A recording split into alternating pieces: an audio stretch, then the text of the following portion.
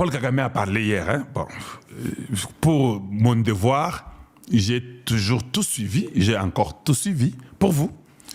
Parce que je sais que beaucoup de gens n'ont pas le temps d'aller l'écouter. Voilà, moi je l'ai fait parce que je suis dans l'obligation d'écouter ce que les ennemis disent de notre nation. Voilà. C'est triste de voir Kagame en train de se rabattre sur l'Union africaine. Et je vous avais dit que l'Union africaine est à la montée. Je sais. C'est le seul groupe qu'il a pu manipuler. Et des vrais Africains ne pouvaient même pas donner l'occasion, même pas une seconde de plus à Kagame. Si nous sommes des vrais Africains. Parce que admettons qu'il y a eu un génocide qu'on appelle le génocide rwandais. Voilà, il y a eu un génocide rwandais. Parce que moi, je suis un homme très juste et très correct et très sincère. J'ai toujours dit, les Hutus ont tué les Tutsis ont tué les Hutus. Tous deux, ils sont morts. Eza Nabizali Nabango, c'est comme ça qu'ils sont. C'est un peuple qui est comme ça, qu'il faut aider.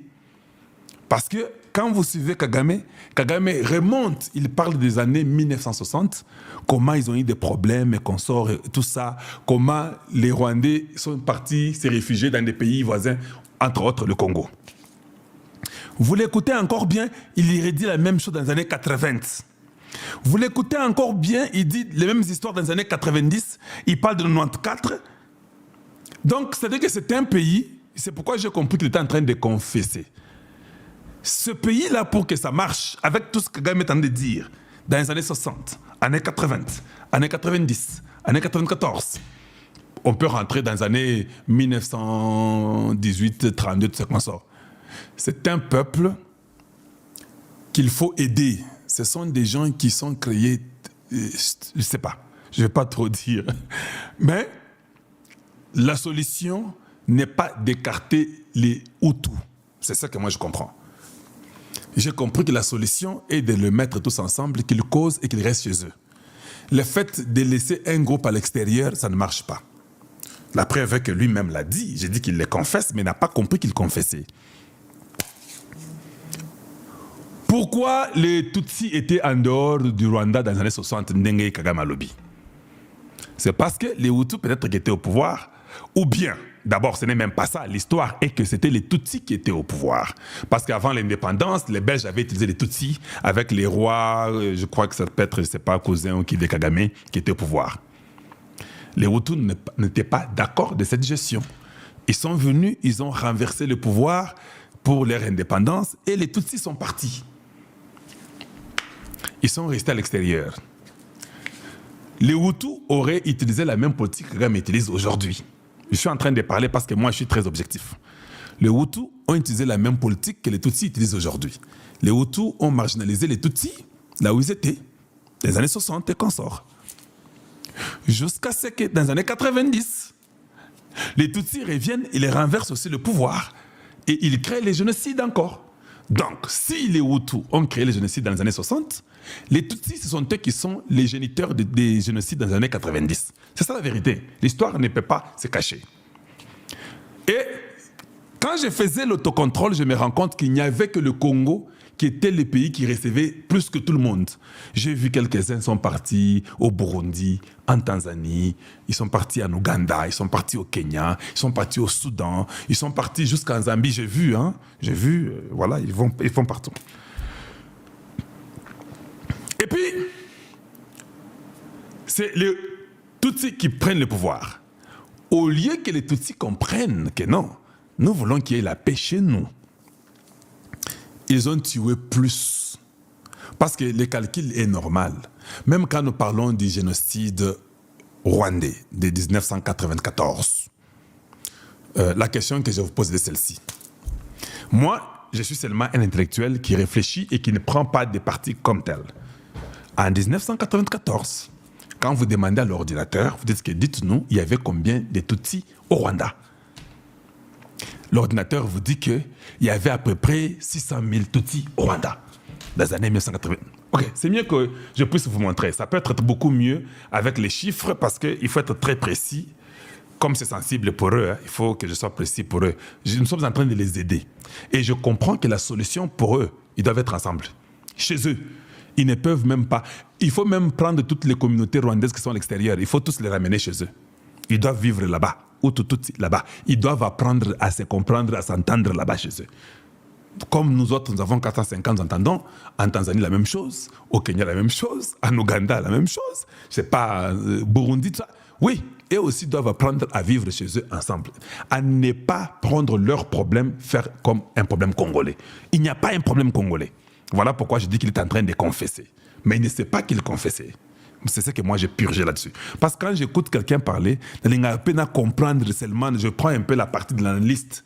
J'essaie un peu de dire que, je sais que c'est un sanguinaire, c'est un criminel, c'est un bandit de grand chemin, ça je connais. Mais j'essaie un peu de réfléchir leurs problèmes.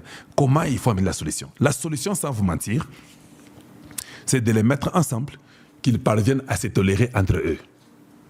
C'est ça la solution pour le Rwandais. Parce que depuis 60, quand un groupe vient dirige tue un autre groupe, les Hutus là, ils vont aller s'arranger, ils feront tout, ils sont majoritaires. C'est toujours comme ça. Ils vont tout faire. Ils rentreront, c'est chez eux, c'est leur terre. Tu ne peux pas ravir quelqu'un sa terre, c'est impossible. Michou, Phoenix, je vous vois, c'est très gentil pour les roses. C'est toujours comme ça, ils rentreront. Même après la mort de Kagame, même avant sa mort, ils arrivent à Bongo. Parce que les mêmes Kagame, avec ses cousins, ils étaient là, ils avaient la royauté là-bas au Rwanda. On les avait renversés par les mêmes Hutus, non? Oui. Des 60, 74, ils ont fait 34 ans. Et puis, lui aussi est venu, il a fait 34 ans pratiquement, ou 32 ans. Il va aussi partir très bientôt, comme eux aussi étaient partis. Maintenant, cette fois-ci, il faut que les Rwandais comprennent. Vous allez vous vider pour rien vous-même. Il faut que vous puissiez vous entendre. Laissez de mentir sur d'autres pays de la région. Ça, c'est un problème interne à vous, le Rwandais. Vous devez vous mettre ensemble, vous, le Rwandais. Il est vrai que Kagame vous a tué aussi très nombreux, ça, je le sais. Combien de Tutsis étaient dans l'année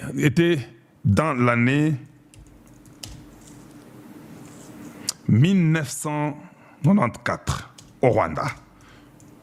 Je parle de seulement ce qui était au Rwanda.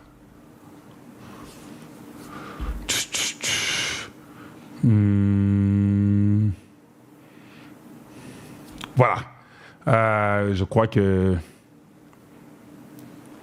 ici, je suis en train de prendre les États-Unis. Je crois qu'il peut m'aider beaucoup mieux. Comment je peux dire? Parce que les États-Unis, dans ce que je suis en train de voir, ils parlent de... Je peux mettre ça en français pour tout le monde. Comment je peux mettre ça en français? En français.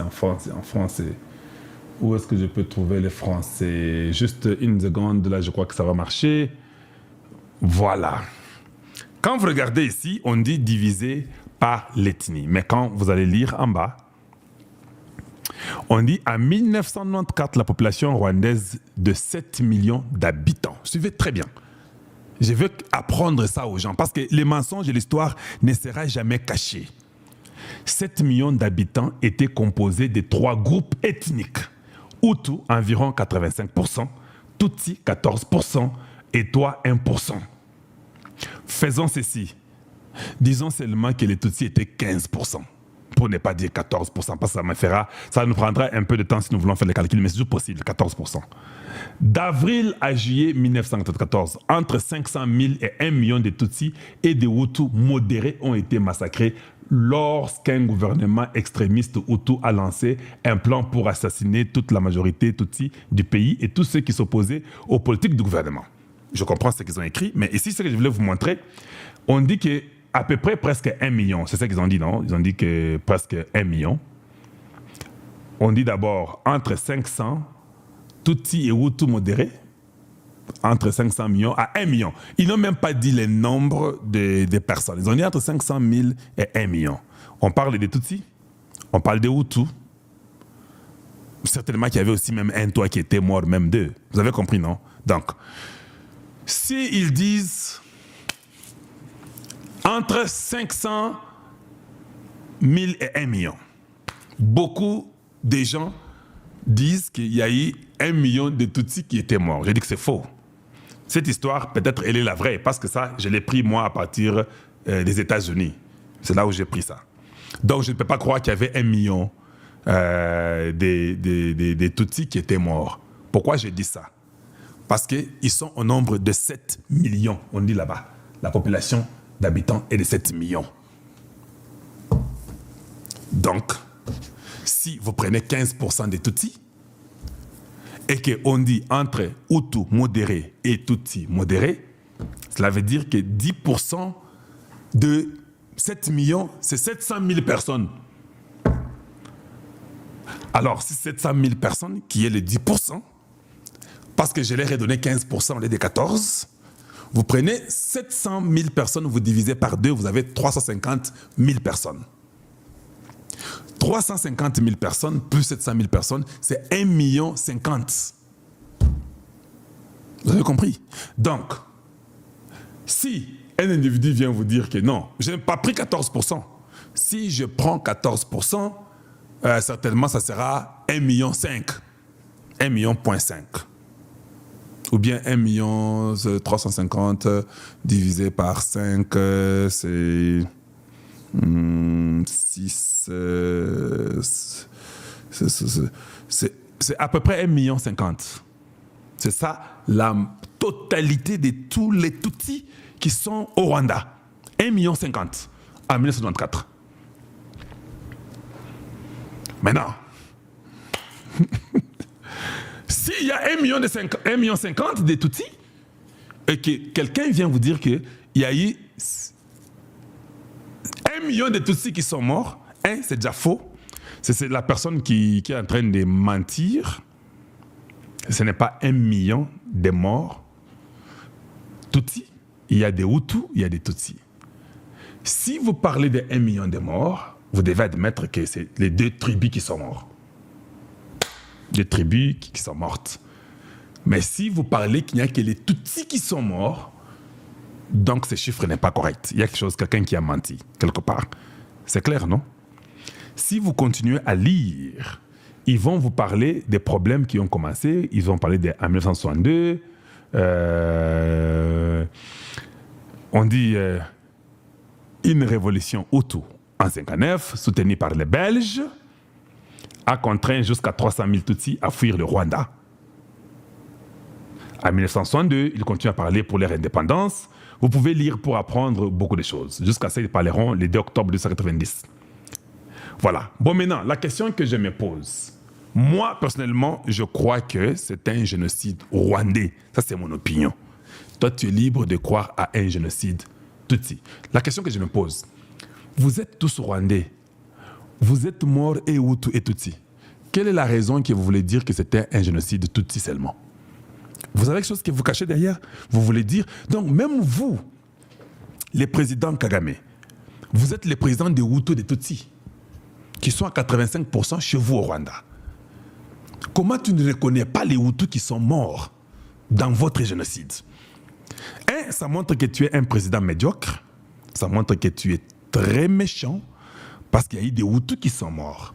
Et si tu ne reconnais pas, tu dis seulement que c'est un génocide Tutsi, il y a quelque chose. Ce sont les petites histoires qu'il faut commencer à arranger si vous voulez vivre d'abord ensemble. Libération de Constant Mutamba. Fachi confirme.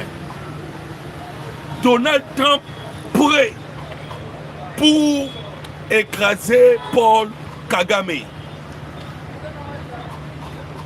Les M23 divisés, ni les alliés.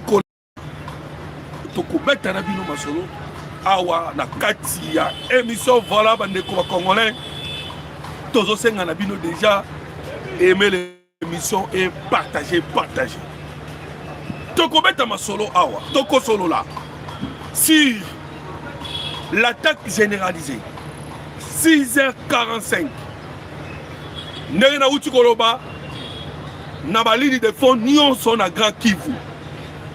Tokobeta masolo bandeko okoyoka awa après l'attaque auto qui attaqué l'hélicoptère yabayi Rwanda nini elekani bandeko toko solo la yango parce que après la neutralisation de l'hélicoptère Paul Kagame en colère aye kotinda lisusu ba soldat na ye Alors tu remets ta masolo nango awa. Okoyoka, qu'est-ce qui s'est passé après? Na village ya Mikenke, à 10 km, il y a Minembo et centre. Les événements ni les canaux lobby à 6h45. Toko solongo on a katia émission. Toko beta li solo ya Costa Mutamba. Hey, bande ko ba congolais, banguna. Ba balinga ki ba continuer toujours na muyibi, pe na criminalité a baza dessus. Pourquoi? Parce que le président Tshisekedi confirme Toko beta masolo. Okoyoka la confirmation. Il y a mokoza mokana makambo etali la libération ya Constant Mutamba toko solola toko betali solo awa sur l'arrivée ya le patron ya Monisco. Qu'est-ce que le patron ya Monisco a eu kosala? Bandeko, vous vous souvenez sur la résolution 2808 décision Oezomaki par rapport à cette fois-ci Monisco a kokoko joué rôle dans l'indégue. Et je sais que bande de Congolais et Belé n'ont plus confiance à Monisco. Mais à autre solo là. James Swan, le nouveau patron à Monisco, cette fois-ci, a eu une mission particulière. Voilà pourquoi au cas qui est chinois, parce qu'il y a Koboyaï. Alors, tu vas taper le solo dans les bandes de Congolais dans la émission. Et vous allez comprendre pourquoi l'arrivée à James Swan est la mission Oyo à Kosala. Alors, Bandeko, laissez-moi encore avec respect, Nasenga Nabino, pour aimer l'émission, pour partager. Parce que il serait mieux, Bandeko, la seule façon pour protéger ma chaîne Nabiso, c'est lorsque vous aimez l'émission, vous partagez en gros. Il y a moins de qui la seule option pour protéger chaîne Nabiso. Tobandina na Paul Kagame. Bandeko, jamais Kagame a koma biloba loba nega komi nango lelo. Kagame a komi koloba trop. Lobby les soit lobby. Qu'est-ce que Kagame a encore dit? Bandeko, Kagame a koui KO. Vraiment, c'est le moment de la libération de Congo. Et Koki, vous allez simplement sentir la façon de parler à Kagame pour comprendre que c'est fini pour M. Paul Kagame. Kagame a lobby boye. Azopé Samora na basoda naye. Na occasion, il y a 32e anniversaire. Il y a génocide. Pour Salamaki na Rwanda. Na kobeta li solo nango. Parce que à Tozoloba, événement wana en 1994, la vérité bimi ébélé. Ba livre komami.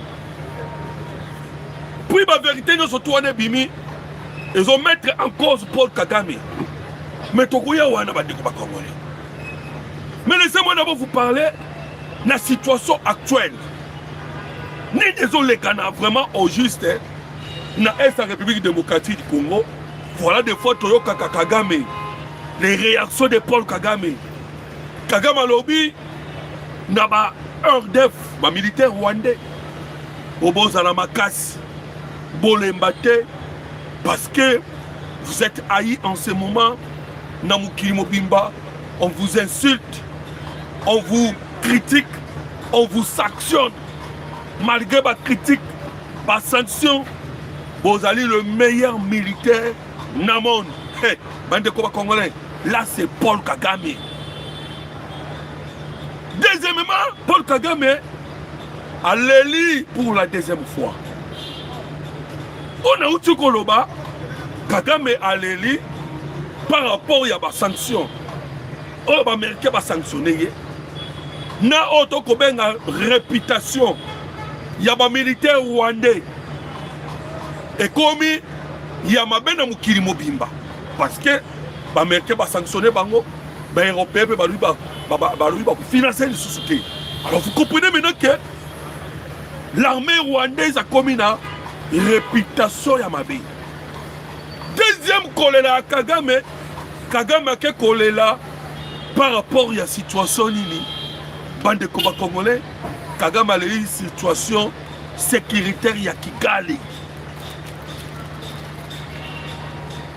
ayebisi ba opposant na kati ya territoire ya Rwanda que bazala uni a sentir déjà unité na Rwanda ezate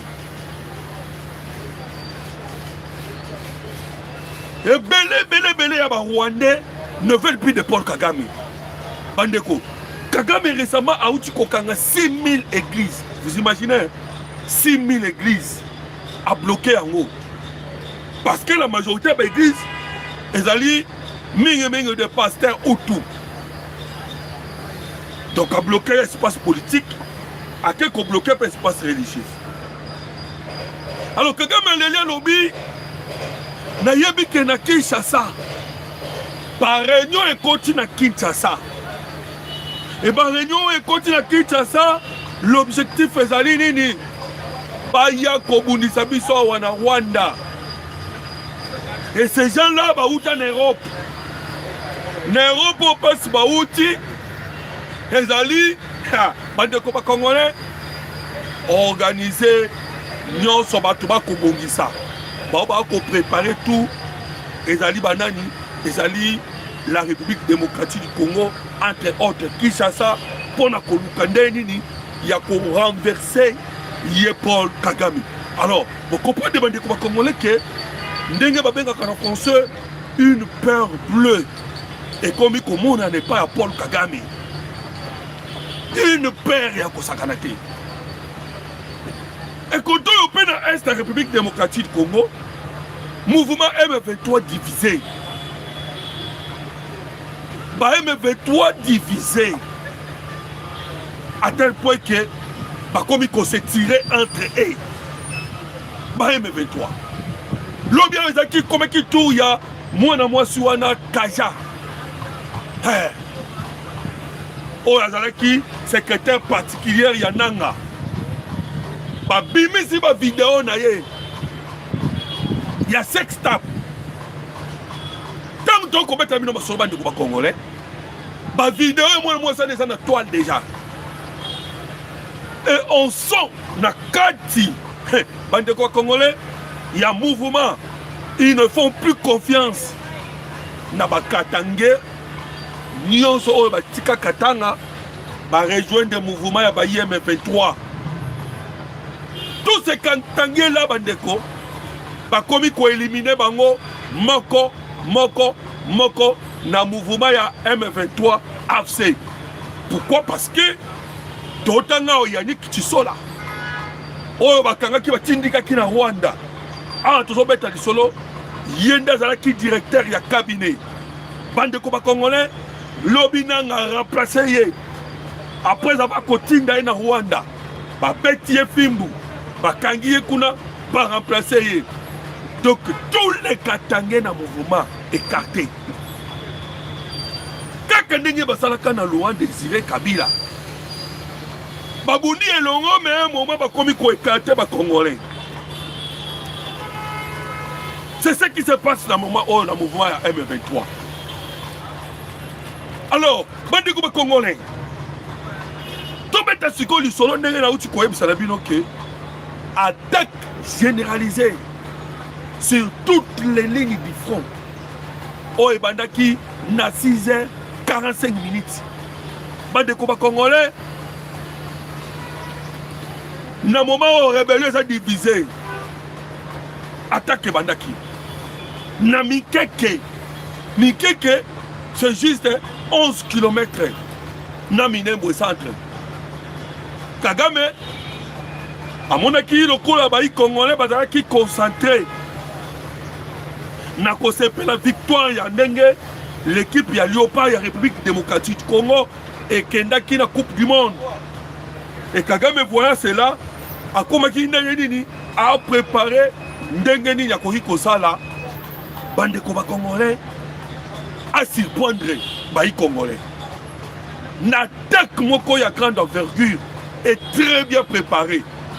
A tindi hélicoptère o emema ki ba drone kamikaze oyo ememaki matériel militaire ya sorte tout mais abosanaki ki l'armée congolaise alobaki plus question ya retrait stratégique. L'armée congolaise alobaki déjà que à correspondre à toute éventualité. Kagame a quitté que 9 c'est Baluka qui 6. 6 c'est Baluka qui 9. Le FARDC c'est sous FARDC soit caractère. Et que le travail déjà Salamaki en interne, il y a Kolongo là-bas tête, il y a Kolongo là-bas infiltré. Lui ne pensait pas.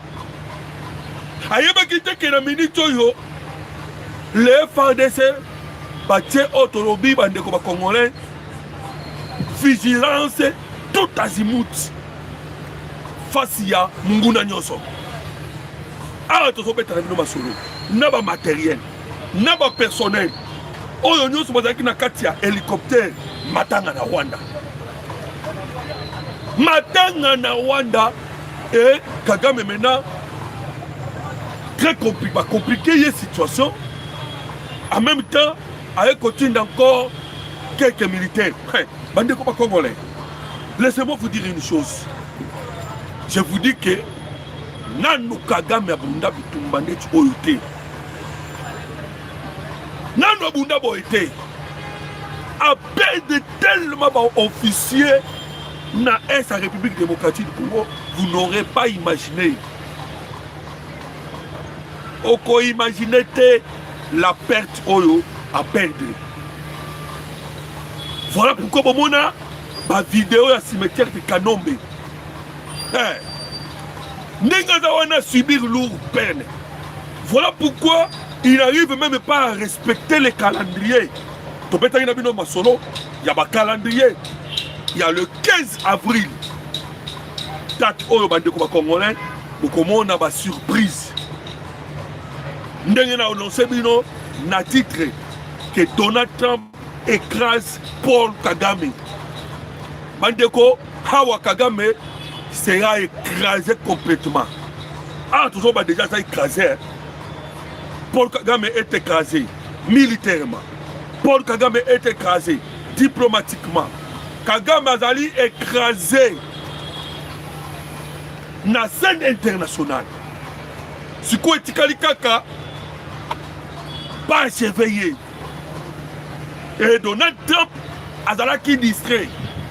Donald Trump azalaki ba compliqué qui est na dossier ya Iran. Ne place à Tchaki Mayele, à Tchaki pe makanisi na ye. Mais à tozolo ba bino bandeko ba Congo. Dossier à Iran est comme au commandant na souka. Parce que le cessez-le-feu où tu as signé. Cessez-le-feu où tu as signé. Entre les États-Unis d'Amérique et l'Iran. Maintenant, tu as commis kota na makanisi na biso dans le 15 avril. Le 15 avril, il y a maman na Likabo. Bandeko, oh, pour la biso tout souvent, date qui, mais oui. Vous savez, avant Iran Azofop, combien de dates au Basaki Kocha? Au Databoé, Soukanoma qui frappe. Alors, Yokasko Makaboueleka na 6h45, comme j'étais en train de vous le dire, que le FARDC a Fumolaki l'attaque généralisée sur toutes les lignes de front. Bandeko Congolais, Tozobeta Nabino Masolo, Bapetami. Na dégâts ko sakarate et puis toyebaka ndengeni ni bango babeta maka tango monika Laurence Kanyuka aya komi mukanda c'est que babetami na dégâts ko sakarate soko ka Laurence Kanyuka komi goloba ote ndeza boye zone 1 ezali densement peuplé voilà terme ba tizaka zone 1 ezali densement peuplé. Oyo place nini ba congolais ba beti gouvernement congolais ba deko sobo ki ka déclaration wana boye bakaki en vrai dire ba betami parce que je vais vous le lire yango pour comprendre que ko beta ma tellement l'équipe makasi bango ba lila ka bogo. Alors vous comprenez que Kagame a défié qui Donald Trump. Il ne cesse pas. Après qu'on défie Donald Trump, Azaki qu'on tenté. Aya Angela Minembwe. Ndemo moni bazu frappe oya makasi. Yoka balobala bango. Ndege baleli. Ce mardi 7 avril, le régime de Kinshasa, à travers ses forces coalisées, a déclenché des attaques généralisées sur plusieurs axes visant à des populations civiles. Ce qui est la population civile, alors comprenez bien que les gens de Bango. Bango devait bien la population civile.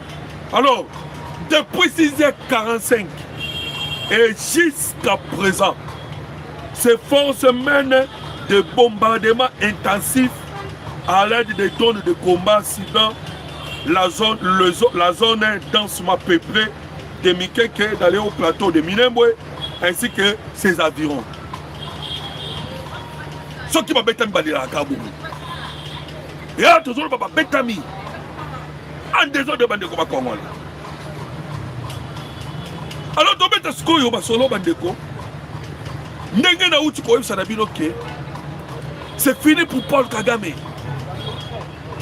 si parce que le président Tshisekedi et le monde Donald Trump ndenge ba merke ba loba kike bako beta Paul Kagame bako silisa ye na ko utiliser ba arme mi balé arme ya diplomatie na arme ya économie bande ko ba congolais ndenge tozoloba awa Amérique azo ko asphyxier Rwanda mais Amérique azo pesa le souffle na République démocratique du Congo.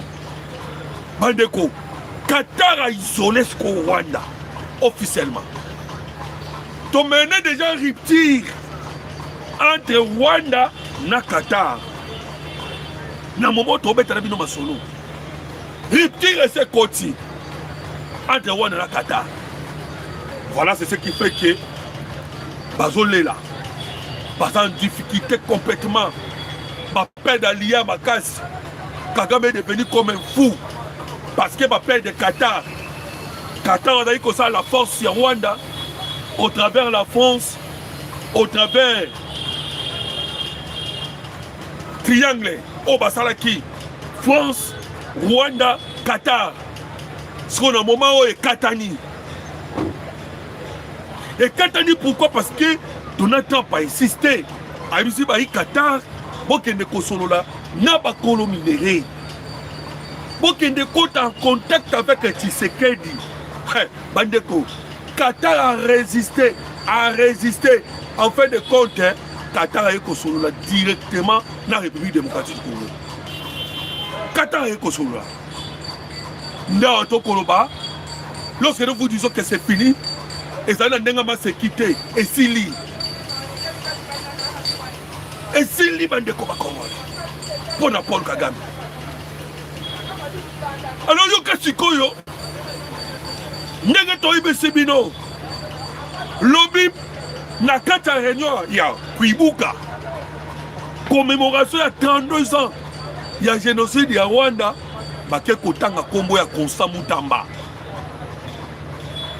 Bake kotanga kombo ya Constant Mutamba. Oh non. Mutamba Lobaki, il faut éliminer Batouti. Bande ko Congolais. Lokuta na lokuta ya kosakanaki. Pays wana au Rwanda. Ndenge to benga kango pays ya make-up. Pays mo retourna na lokuta. Paul Kagame lui ya tanga ne kasa lokuta. Oh Mouyaya, alobi, il faut qu'on neutralise Batouti. Des mensonges. Bazata na tate ya kota isabiso vidéo en Isaiah. Quand nana sala kiango e banda kindenge nini lokuta na lokuta bande ko bakongo. Tout ça pourquoi to ebisa kibino ke Constant Mutamba zali ko bangisa Rwanda à tel point que arrestation à Constant Mutamba. Faites ça à Rwanda. Faites ça à Rwanda, bande ko Congolais. Vous imaginez cela? Donc, un ministre congolais de la justice, bakangi awa, kuna na Rwanda, basali feti. Parce que Kosa Mutamba a metté qui déjà en danger ou en mal. Bon, qui dernièrement awa Kagame, avant qu'on pète ma solo, il y a Hippolyte Kanambe.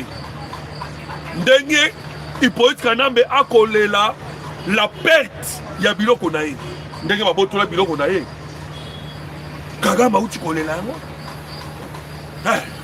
Kagame a où tu collé là? Koloba Peyango. Dossier y a bien, il y a Joseph Kabila. Et qui était le premier à Kobimisa? L'ordre. Pour que Babylon Kouana soit à la saisie, c'est Kosa Mutamba.